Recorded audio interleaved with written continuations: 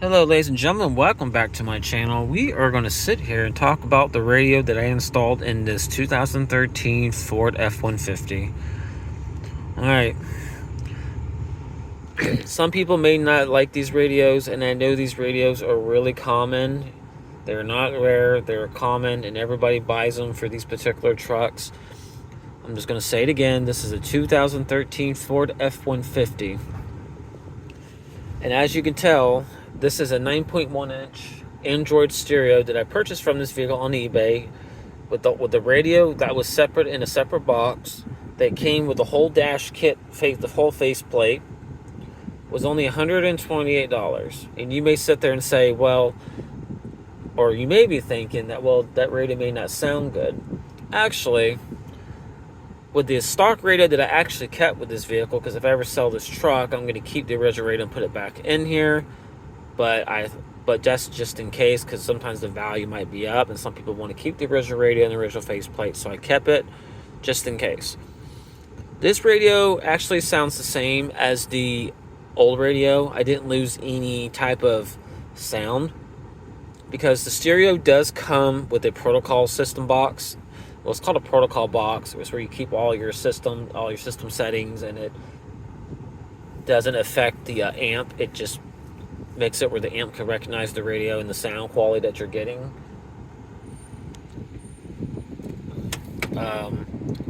So, as you can tell, this is an unbranded radio.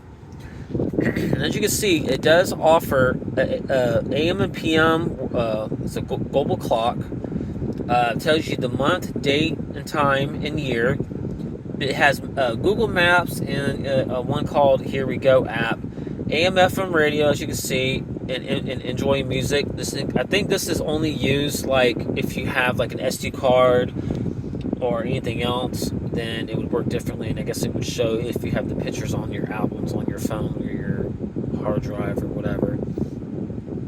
But if you slide over here like this, you do have other options like radio, music, video, Bluetooth call, Bluetooth music is what I actually use, gallery, file manager, car info, settings, audio settings, and you have steering wheel key, AVN, manual, sound recorder, Chrome, Play Store, Maps, YouTube, the phone link, and whatever these other apps are besides the Google, the voice search. I put my car scanner on here just in case I need it. I mean, the radio is a little slow with certain apps, and when you first turn it on, it doesn't come with a lot of updates. It doesn't have any operating system updates. But I do not want to hit the Bluetooth button, because if I do, my music's going to automatically play, and I don't want to do any copyright. But as you can tell, this little robot comes down here. I mean, if you hit him, a menu pop up like this, which I can't get it to update anyway with the standard version. I had the standard version comes with it, but not the Pro. So that's what that's all about. And if you want to exit out, you can just exit out. Now, if you want to see like the steering wheel, which it doesn't work anymore, I guess it's not hooked up. I guess it doesn't come with it. I tried to do the relearn procedure, and it doesn't seem to work. I guess because it doesn't have the steering wheel control harness on this, I'm thinking. But that's the options that you have there. It does have a Play Store. And the only thing I don't like is the phone link deal doesn't work very well. I installed it, but it's just like an ad-free type thing. And it has it where you can do like Android USB, Android Wi-Fi, iPhone Wi-Fi, about, file, receiver, and mobile phone QR code. I haven't really played with this. I'm not much into the whole phone link thing, but that's the options that they give you there. Now, if I want to exit out, which I couldn't figure out how to exit out, I just hit the home button to go back.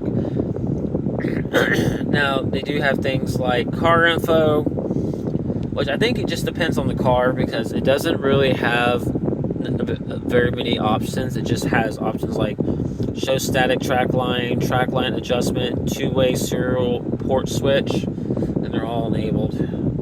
Hit this button here to go back. Okay, and stuff like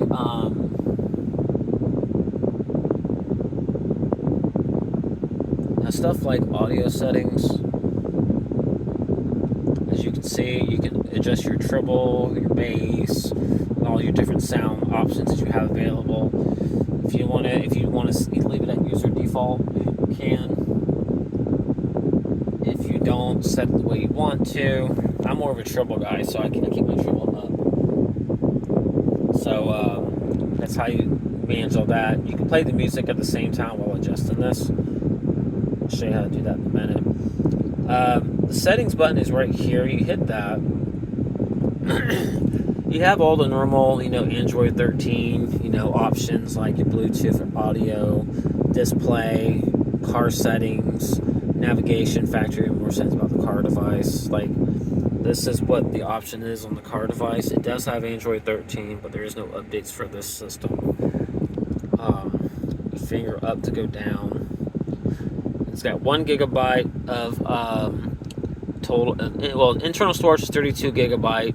Remaining is 25.5. RAM is 1 gig. So it doesn't have a lot of RAM.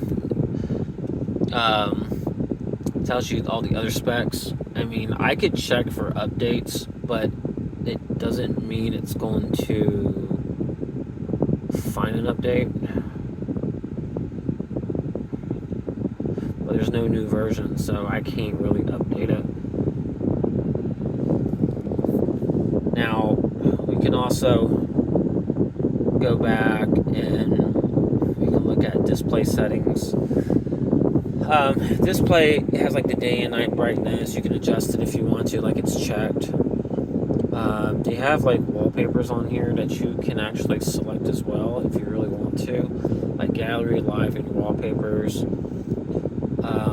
And I mean, it's just basic stuff. And if you're online, it'll show your gigabyte speed, which I'm using my Wi-Fi in the house, which is not very good.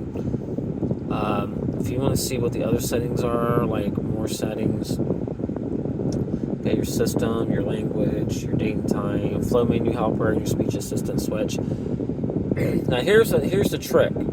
If you want to listen to your Bluetooth music and not get shut off by hitting another app, it will do that. And the one way to bypass that is that you would hit the Bluetooth app. And once you do it, you hit the two little squares up here to access the other apps you have open, and the music will still play. Or if you start all over, you just hit the Bluetooth app, let your music play. You can hit the home button first to go back to the main menu, and it will automatically let you still play your music in the background without being interrupted.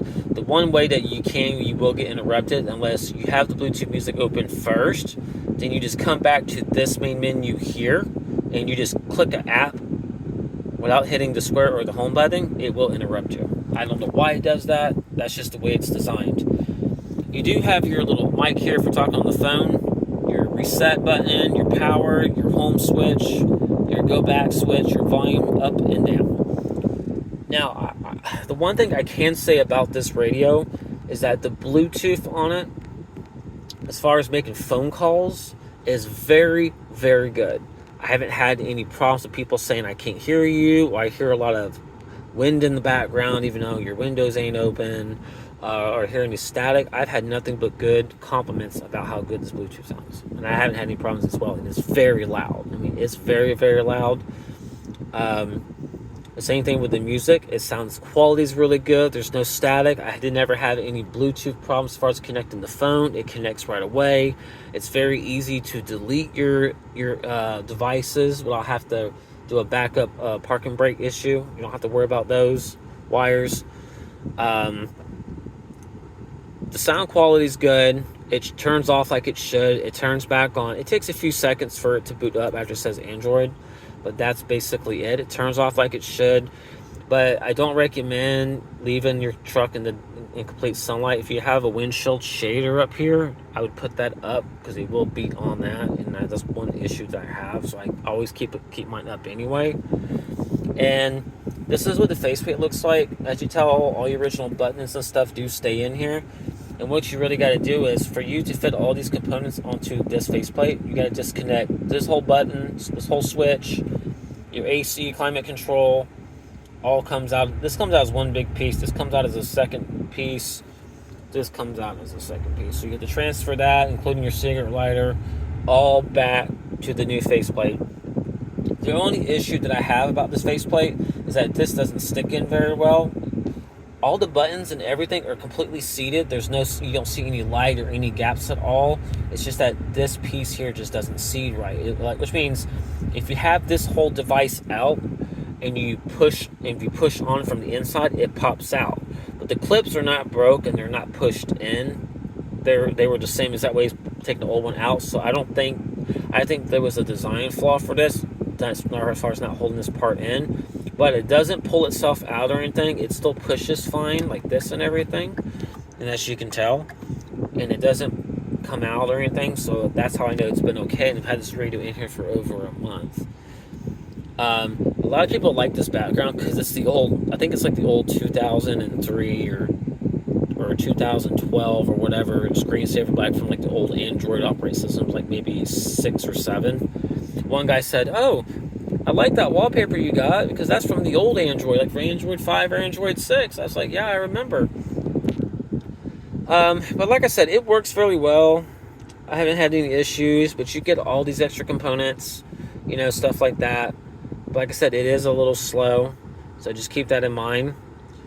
But that's my review about this radio. They are well worth the price. If you don't want to spend the additional $300 up just for a good radio and have to buy a dash kit for an additional $30 to $60, plus buying the wiring harness for another $190 something dollars, well, $150 to $190, you could buy this whole device with the wiring and for the antenna for the GPS, and you get all the extra wiring for your audio, video, your subs, and everything. You get the protocol box. You even get this whole dash kit and all the screws and everything for only $120. And they range between $100 up to, I think, $300 for the aftermarket. If you want to get the really, really expensive one that's directly designed for the Ford 100%, they're like $400 or $500. But I hope this video helps on the review on the 9.1-inch Android unbranded flat screen stereo in this vehicle. Like I said, this is for a 2013 Ford F-150, the STX 4x4 with a 5.0. Please make sure before you buy this radio and this dash kit, make sure that your dash kit is the same as what you have in your car. If yours is over a 2015, if yours is 2015 or higher, this radio may not work due to, what I mean is that if you have a newer stock radio that already has a flat screen and your controls are designed differently, this radio and this dash kit will not work. If I remember correctly, I think this is a Model B.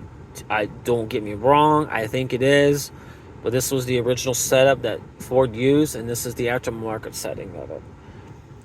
All right, I hope that helps, and y'all have a good one.